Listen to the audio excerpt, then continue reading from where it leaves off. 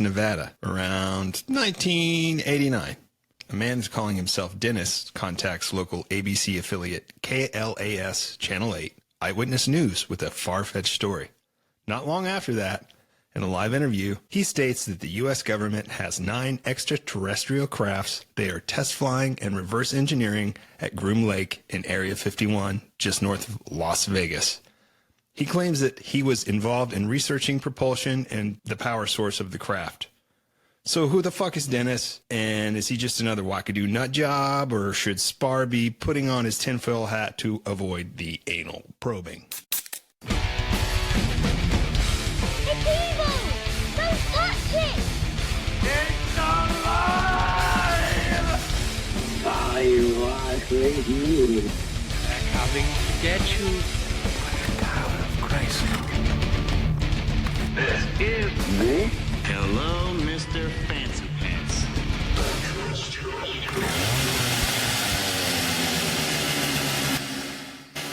Hey guys, what's going Whoa, on? whoa. Whoa. Hold on.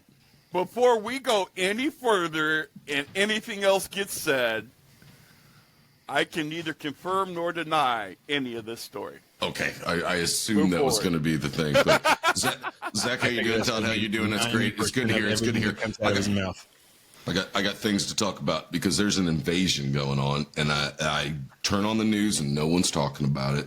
No one's addressing this situation. I'm talking about Missouri, okay? Because I've been driving through Missouri for quite some time now, and as of lately, there's an army basically invading Missouri that I never noticed before. Oh, really? Hundreds of dead armadillo along the side of the fucking interstate that I never noticed that they had in the past. Yeah, they've been there. In Missouri?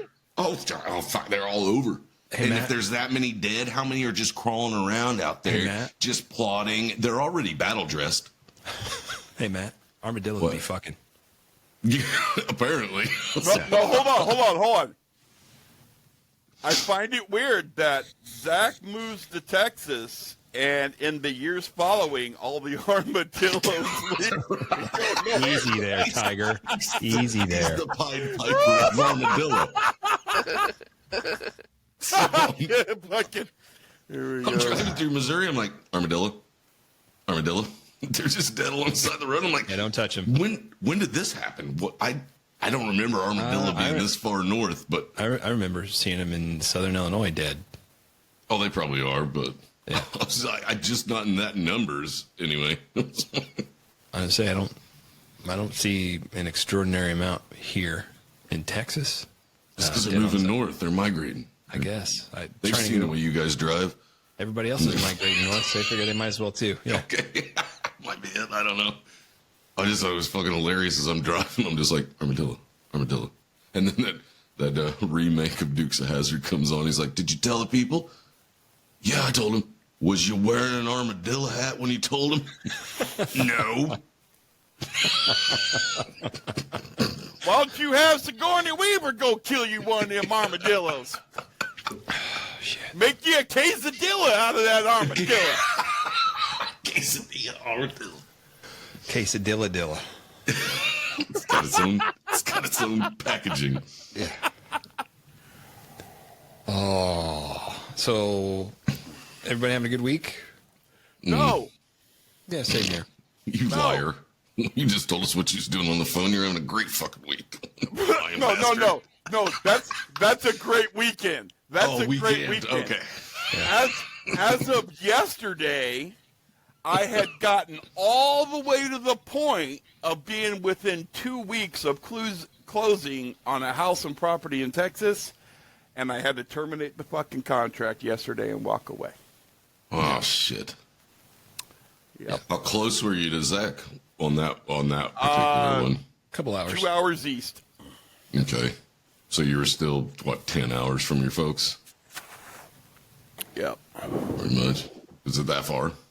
It's 8? at least 10. At least 10. Okay. Yeah, I think it's 9 from my house. So it's 9 from my house to go there, or it's like 9.5 to go to you. Right. It doesn't make it so fucked up, crazy, right? dude. Texas is a big state. It State of mind. certainly is. Yeah. It certainly is. Most people don't Anyway. think Oklahoma's a big state because it isn't, but drive through it. God, it Yeah, feels it's a- like a big state. It's a big state, so, yeah. So boring. So, Live there. Live there for It's a like- while. driving through Kansas, there's nothing to see here. Nothing to see here. Move along. Just nothing. Move along. Move along. You know, I actually read once that technically people always say, Kansas is as flat as a pancake. It's not. It's hilly.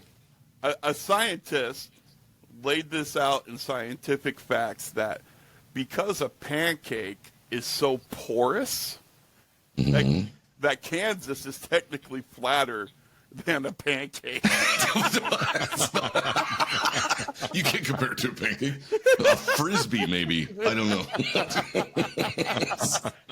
An upside down frisbee, because it's Yeah, like just- you're coming from Colorado, you drop in and it's Drop flat. it and you're there. You're Coming in the from bowl. Missouri, you drop in, it's flat. You come from Oklahoma, you drop in, it's flat.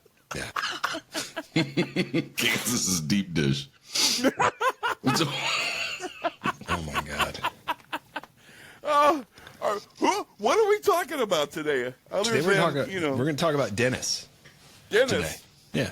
All right, Dennis. I didn't Okay, let's talk about say Dennis. penis. I said Dennis. Uh-huh. Yeah. Oh, yeah. Yeah. Yeah. Yeah.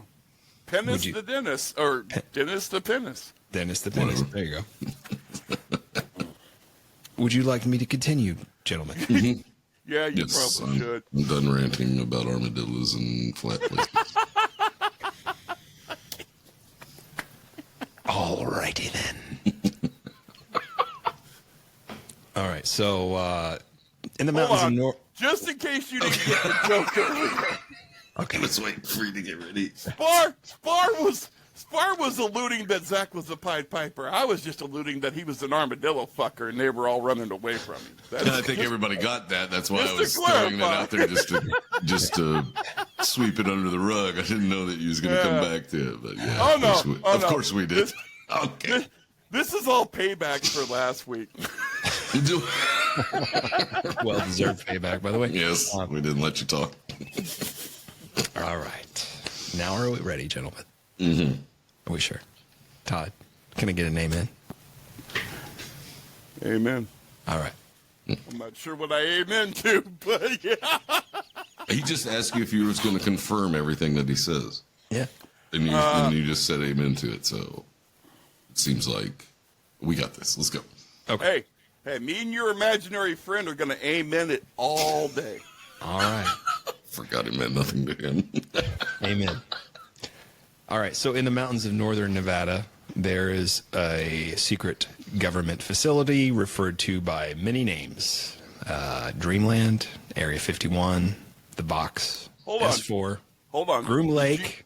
Did you say in northern Nevada? Yeah. Did I get that wrong? It is not in northern Nevada. Okay. Well, that's the Arizona, research isn't it? that I saw, so I got that wrong. It is in southwest. Southwest of Las Nevada, Vegas. Okay.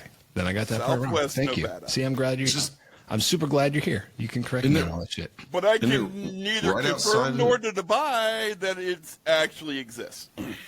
It's right outside of Arizona, isn't it?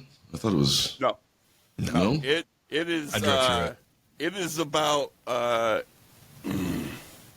6? Well, screw it. You can find all this on the internet.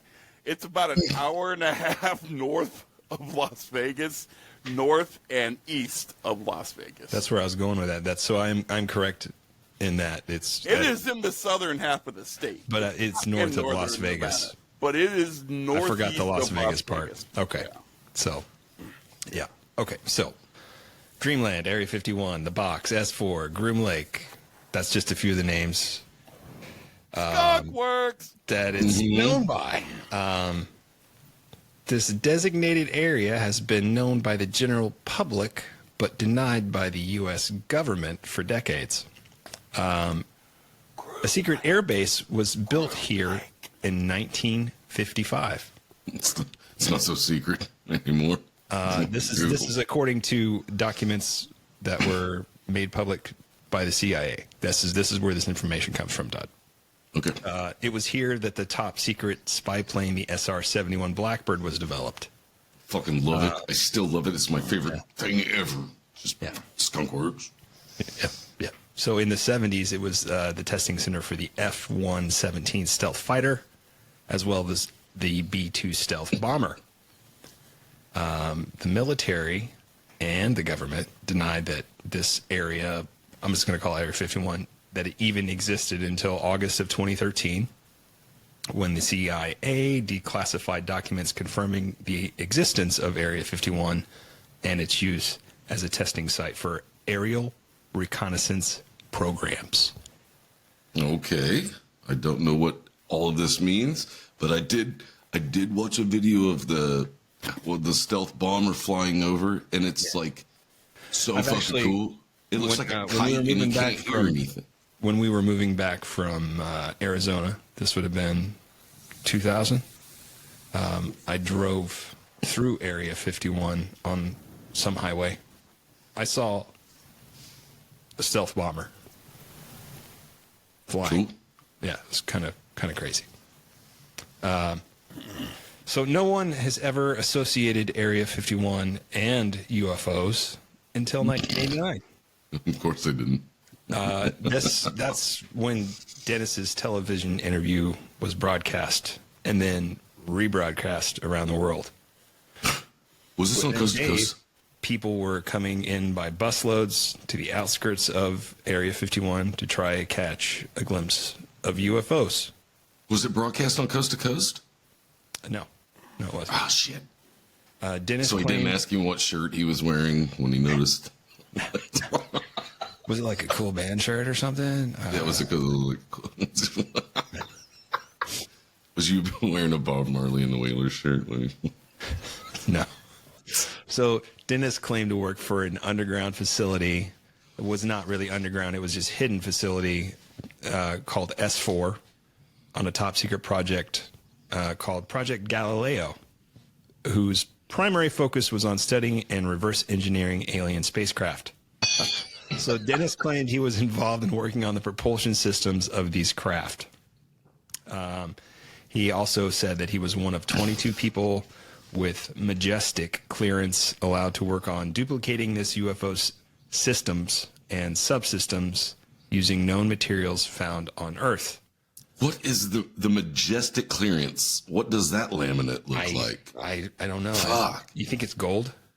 It's platinum. I don't know. It's not even earthly material. It just glows. I'll use my majestic credit card. Yeah, Made out of some fucking alien substance not known on this earth. exactly.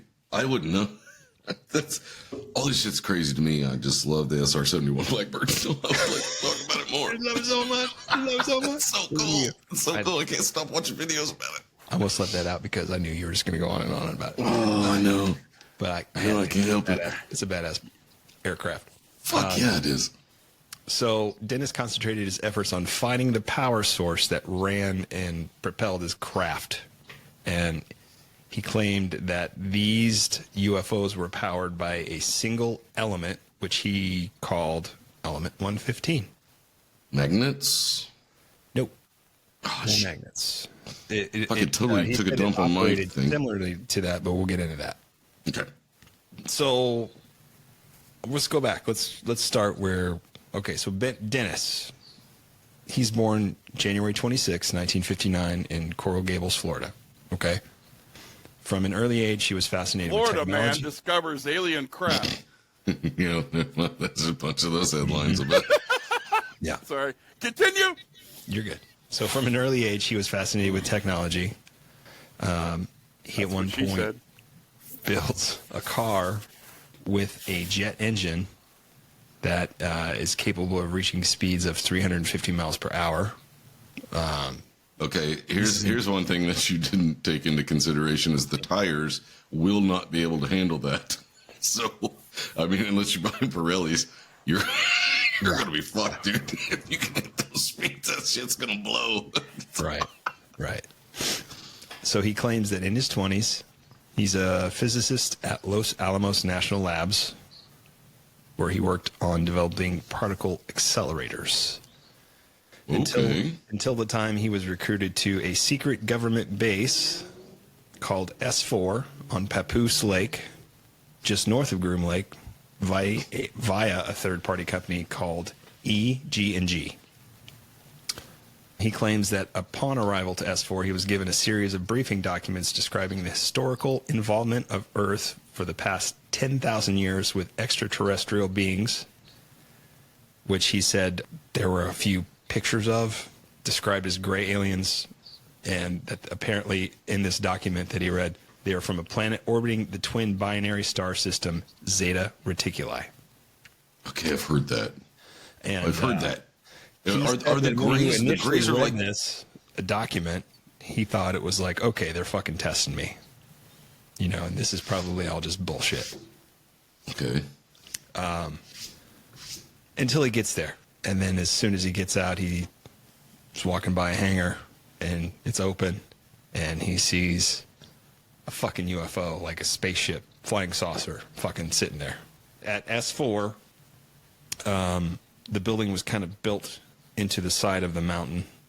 Cut You're going to have to edit that out. take that out. Timestamp that motherfucker. I'm just gonna beep it out. It'll sell. I'll. Okay, We're good. So, he Moving says along. all these hangar doors and everything, since they're built into the side of the mountain, the doors of these hangars don't come down like 90 degrees. They kind of angle down, and that they're texture painted, and it matches the rock. The mountain. Yeah, so you would never see it from an aerial photograph. He also claimed that all these scientists that he was working with, they were all split into separate groups, and these groups were not allowed to communicate directly with each other. God, it's like the fucking Vatican when they did the Dead Sea Scrolls. It's like they gave them to this one and this one and this one to translate, but they wouldn't let them talk to each other to know what the fuck all of it meant. Exactly the same thing going on here. They don't want anybody to know too much, so just concentrate on what you're These supposed to are fucking called figure out. control groups. They certainly are. Yeah. It's like, we'll decide what you need to know. When you need to know it. Mm-hmm. So Dennis stated that he only had his partner Barry to discuss his ideas with, and he found it extremely frustrating. He got the chance to see these crafts up close and personal on the site a few times. He said they were seamless inside and out. So they like no weld It looked marks. like they It were was like just- injection molded. Like there was not, like they were not put together. They were like solid, completely solid. okay. Yeah, and that they were built using technology beyond any known earthly capabilities. Aliens don't know how to weld because they don't need to. Well, that's what he's saying. There was nothing. It was just Yeah, like no seams in it at all. It's just freaking. Oh, okay. It was like he said they were all like kind of silvery matte gray, like think of like a DeLorean, but no seams, and it's just all the way around, nothing. Disco Volante. Yeah. So he stated that the craft used 3 anti-gravity cylinders located on the bottom of the ship, and they all acted as gravity amplifiers, which steered the ship by moving the cylinders in 180-degree or 360-degree intervals. And that the ships had 2 main types of maneuvering, with one being where like 2 of the cylinders were used to project the craft up, and then one would propel the craft forward, and that the other would be that the ship turned upright on its side and all 3 cylinders would face the same direction. This would be like for space travel, he assumed. Like Slave One. Yeah, so like you know how Slave One is like Yeah. exactly the same thing. Boom. It's like that. Push it that way. That's how he said that's how they would move through space. And So my magnetic thing, did it have anything to do with Earth's magnetic pull that the way that they were used? Because that was it my had a thing. lot But to do with gravity. Okay. Yes, but gravity. All right.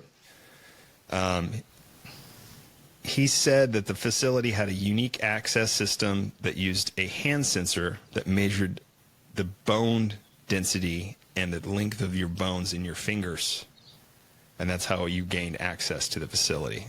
And at that time, there was no known technology. But since then, the Air Force has stated that such security scanners were in use at the time of his alleged employment.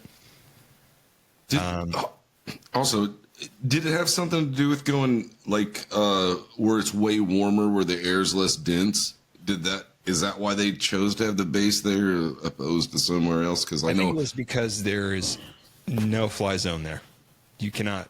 Oh, so okay, unrestricted kind of. Okay, It's restricted airspace. With if you don't have, Todd can probably confirm this. They will fucking shoot your ass down. I can give you true information on this. That area was selected because it is not near or in any type of normal flight path for any commercial traffic in any way, shape, or form. Yeah. It sits just outside of because almost all satellite traffic is around the equator.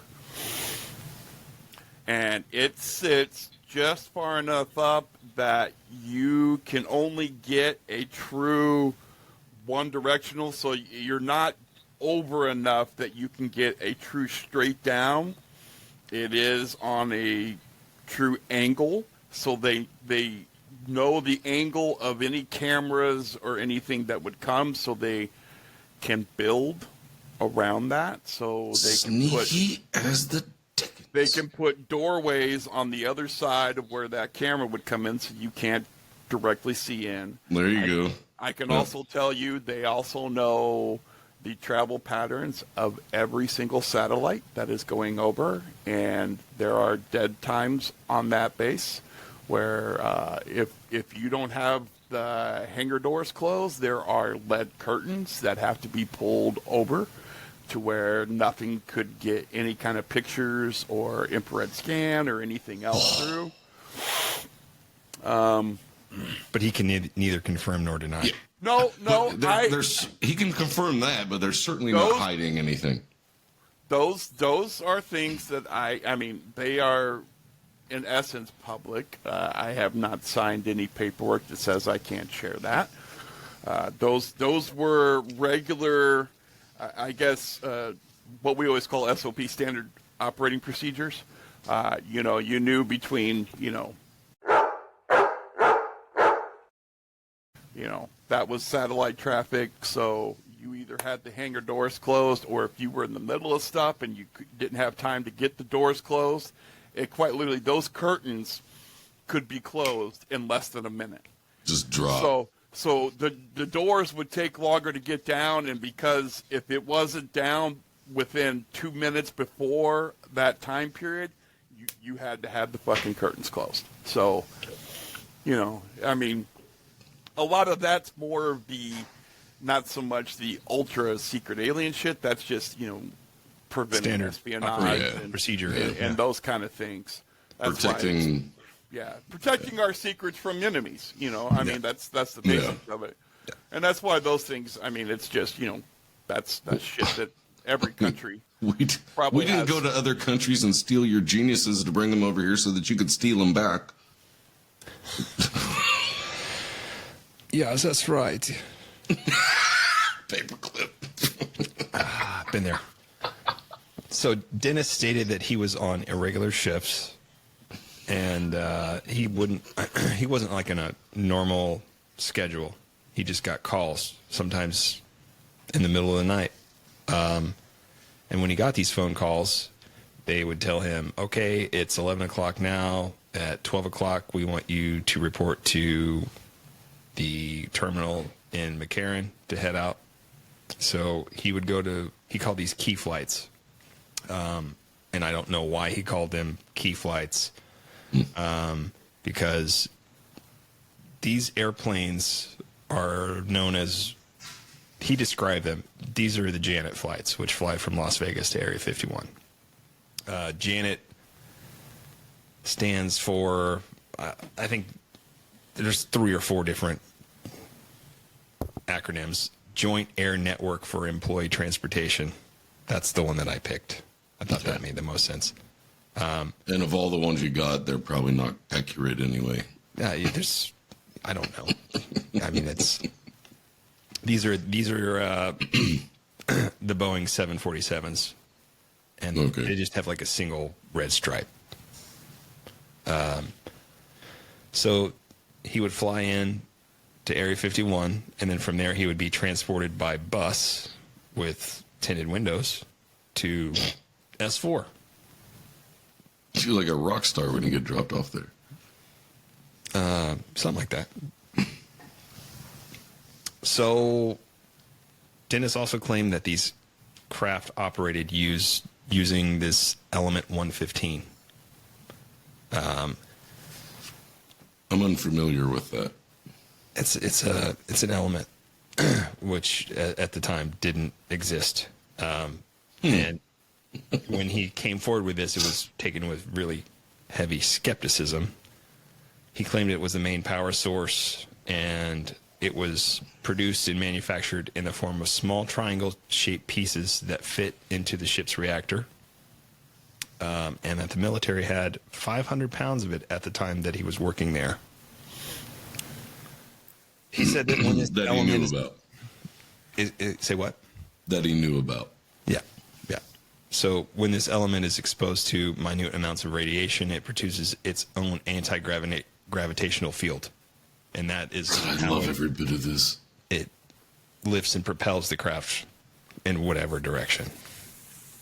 He said the first time he saw this reactor, which was about 18 inches by 18 inches with a circle, like metal circle on the top, he said he tried to bury his coworker. Said, okay, try to put your hand on top of it after I turn it on. And he said he tried to put his hand on top of it, and he could not physically push his hand down to touch it. Like two magnets. Exactly. He said it was like a magnet, but without using any metal. Like a force field. Whoa. Yeah. That's so fucking cool. Now, since that time, element 115 has been synthesized in minute quantities. We're talking atoms. And it's got a half-life that's less than a second. But in Russian labs in 2003, they did manage to synthesize it. It's now referred to as moscovium. It is MC288 on the periodic table since 2013. And it does not naturally occur on Earth. So you have to produce it.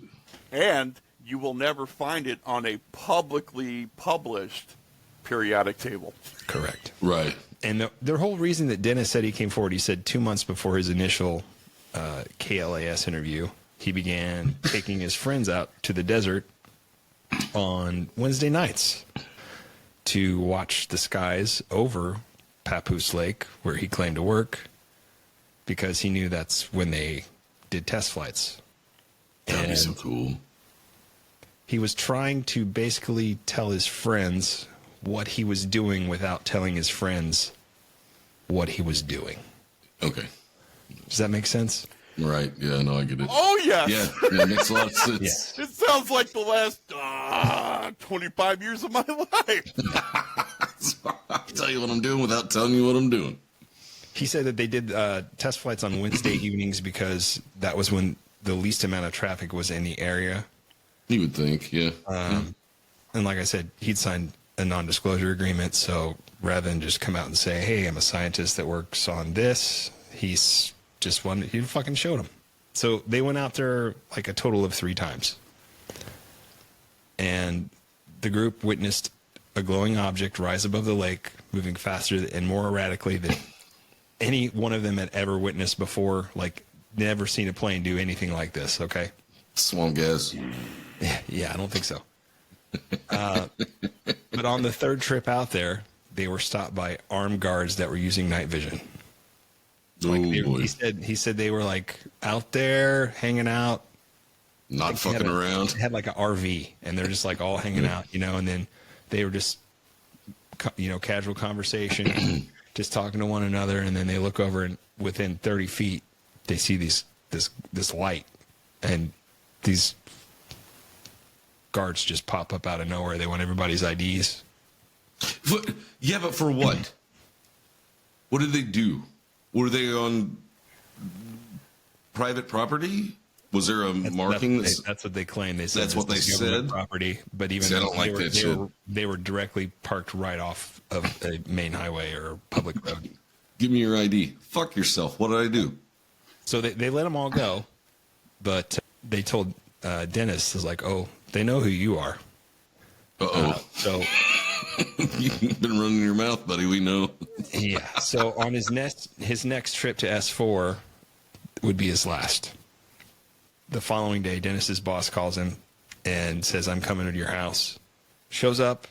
He doesn't have a car. He says, okay, I'm going to have you drive me to Indian Springs Air Force Base.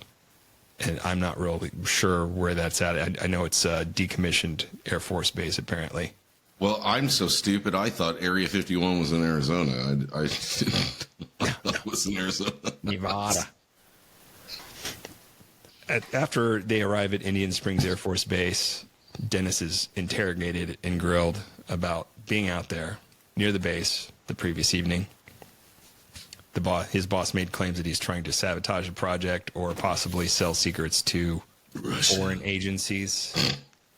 It's always Russia. And then after grilling him for a couple hours, he produces transcripts of phone conversations that Dennis's wife had made with her air flight instructor. Oh, apparently she's having an affair with her flight instructor because Dennis is gone erratic, and he's gone sometimes 2 days at a time.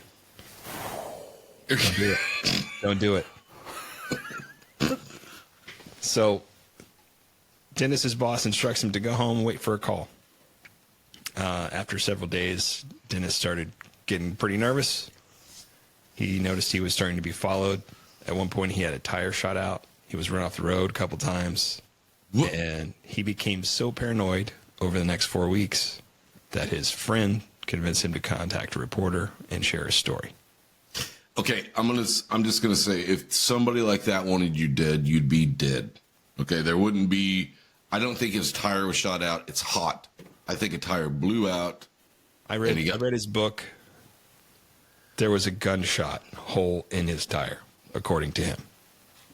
Yeah, but if it blows in a weak spot, yeah, it's going to leave an opening where it comes. Yeah, I've drove trucks forever, and when they blow, that fucking when a tire blows, and if there's a weak spot, it's coming through. Out. In and out. Oh, okay. So, all right. Yeah. I just figure if somebody like that wants you dead, you're fucking dead. You ain't gonna be able to sit around and say that. Well, they messed up on this part.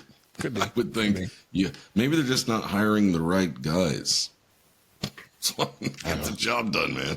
I'm trying to stay completely biased in this because so many people have called bullshit on this story. I'm just giving you the facts. All right. In his own words.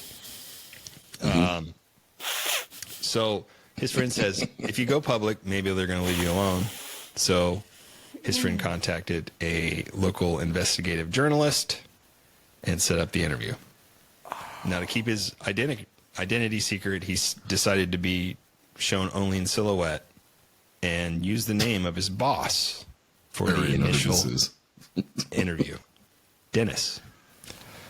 And after this interview aired, Dennis received a call from his boss, Dennis, who only call me said, Dennis. I didn't know you have Dennis. Any idea what we're going to do to you now? Uh-oh. So after this initial interview, the reporter tried to track down leads about Dennis's background. Dennis, the main character we're talking about in this story, not the boss. I know it's going to get confusing now for a second. Sorry. He said he couldn't find hardly any information about his past. Dennis claimed he had earned degrees in physics and electronics, but the schools he claimed to attend, MIT, Caltech, claimed to have no information on him ever being there. EG&G, the company that had interviewed him to work at S4, also claimed to have no records on file of Dennis working there. Even Los Alamos National Labs, where he claimed to have worked before S4, said they had no records of him ever working there. But So they erased him? kind of, yeah, for the most part. This is what he claims. The reporter did discover a 1982 phone book from the Los Alamos Labs facility listing Dennis among the technicians and scientists who worked there at the time. He also found a newspaper clipping from the Los Alamos newspaper, which showed his picture, featured an article on the jet car he'd built, and mentioned his employment at the lab as a physicist. The reporter claimed that, as bizarre as it sounded, it was as if somebody had made him disappear. Okay. He later contacted friends of Dennis, and they confirmed that, yes, he either was going to school at MIT and Caltech, or I dropped him off there for no fucking reason hundreds of times. Yeah, that doesn't make sense, does it? Yeah. So Dennis is actually Bob Lazar. I know who. Yeah.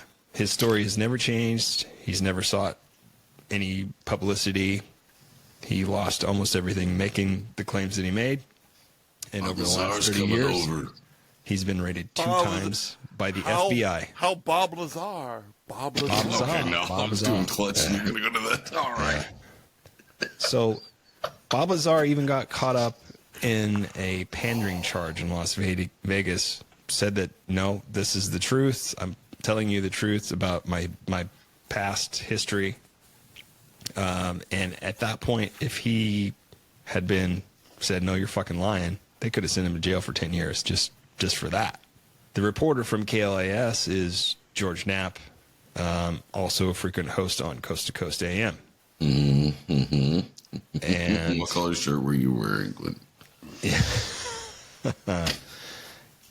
And that's all I got. I just thought it was kind of a cool story. There's lots of shit from Lazar's past I left out. I love the fact that he never changed his story ever. He was just like, no, fuck you. This is After what it 30 was. years, his story Like, has always stayed the same.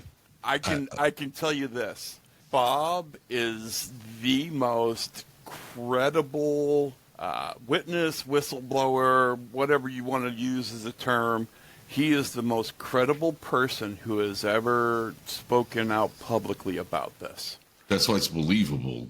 Yeah. And the other part of this is that everything that every corporation / agency has ever done to hide his past, make it difficult for him to work, all of these things are very publicly documented. Right. And to this point, everything that has happened to him has, because he's had lawsuits filed against him, none of them have ever made it into court.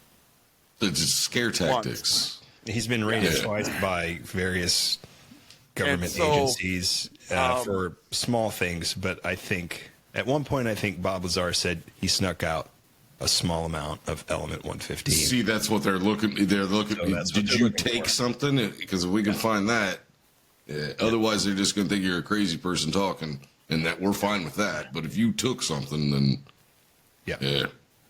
So, I myself am fascinated with the guy because beyond the story, man, he is a brilliant dude. Yeah. Listen to his Very. interviews. It's fucking Oh. crazy. Yeah. And you watch some of the documentaries and in these things, and he just His story never changes. It's always as a person who has been a very small outside part of that industrial something complex. Man, he makes me want to go buy the poster. I want to believe and hang it up, over my bed and just stare I got at one it in my every night. garage. Zach's got one in his house. and it apparently just, Bob Lazar said there was one hanging up at S4. No shit. They had They had an X-Files poster. That's fucking awesome. that right there is the greatest inside joke ever. because I have heard that not from the Bob Lazar thing. I have heard that from other circles that like that is. Oh yeah. It's in there. We already know, but we'll just hang the "I want to believe" sign. The poster up there. I'm just going to throw this out there. You can believe what you want. I just think this is kind of a fascinating story. Is it true? I can't back it up. I obviously can't back it up. There are things that he stated in the late 80s that have come to fruition that are obviously fact now. That's all I can say about this. No. I just for the shock and awe value of what I'm going to say. Obviously, you folks know where I live, and I am, 4 hours away from a current TV show being filled every summer with another TV show that is happening 35 miles away from that one every summer. Mormon gangbang. That's currently what. No, I'm working on it right now. I can tell you this. I don't know if it will ever be something that actually shows up on the TV show, but I can tell you that Bob Lazar was spotted come flying into Salt Lake and getting into a van and driving east this spring. Towards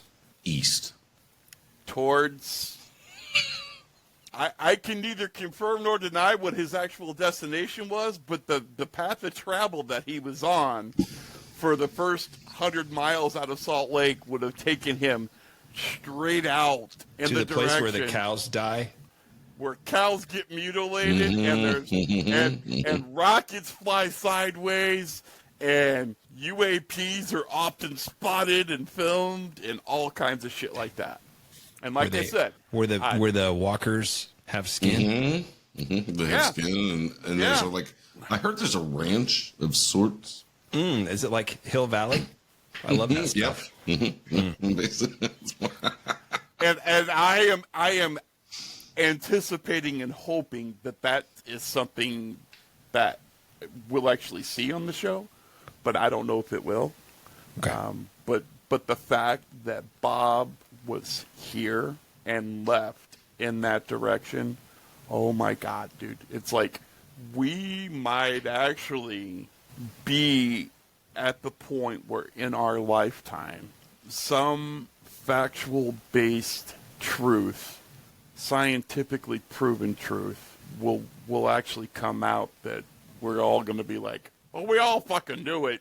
Right. Yeah. But now we've proven it. And You were right, Mulder. You were right. You got it, Fox. Spooky. oh, don't get me going on freaking Scully, dude. Oh. No, I think I just think that I believe this guy. I think a lot of people come out and say stuff and they're just like automatically, well, this dude's crazy. Well, it's Because what he's saying sounds crazy. yeah. But if he never changes his story and he sticks with it and he's, clearly intelligent and just, I don't know. I just want to believe. I know. So do I. But like I said, this is all from his account. This is from his book. So this is what he stated happened. I did leave some things out that I thought were irrelevant. Right. Weird things. Attack his character for this or Well, that. no. Something He's that not, he's he's not an younger. angel. He's fucked up in the past. He's done some fucked up shit. So is everybody. Yeah. But that's what they try to focus on. Well, he did this in the past. Yeah. Well, who didn't? Who didn't do something stupid in the past? I mean, What's you know that what happens. Leave the lawn gnomes out of this. Guys, thanks for hanging out this week.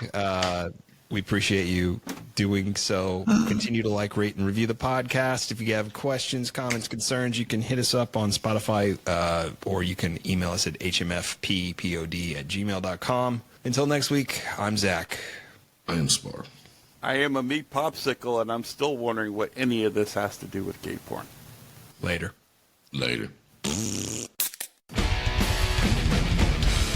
evil! Don't touch it! I was with you. They're coming to get you. Tower of Christ. This is Eh? Hello, Mr. Fancy Pants.